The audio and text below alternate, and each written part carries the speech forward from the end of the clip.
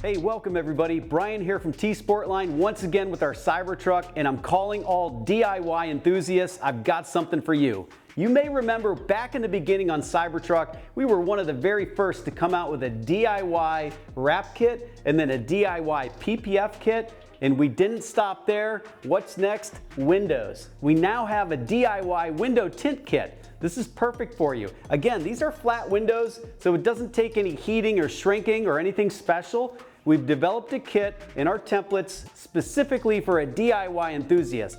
So easy to install. We've got a video to walk you through exactly how to do it. Now we offer kits that are going to be just the front window. You can get the front triangle, you can add the back windows, you can do the rear window, and now we have a sunshade up here.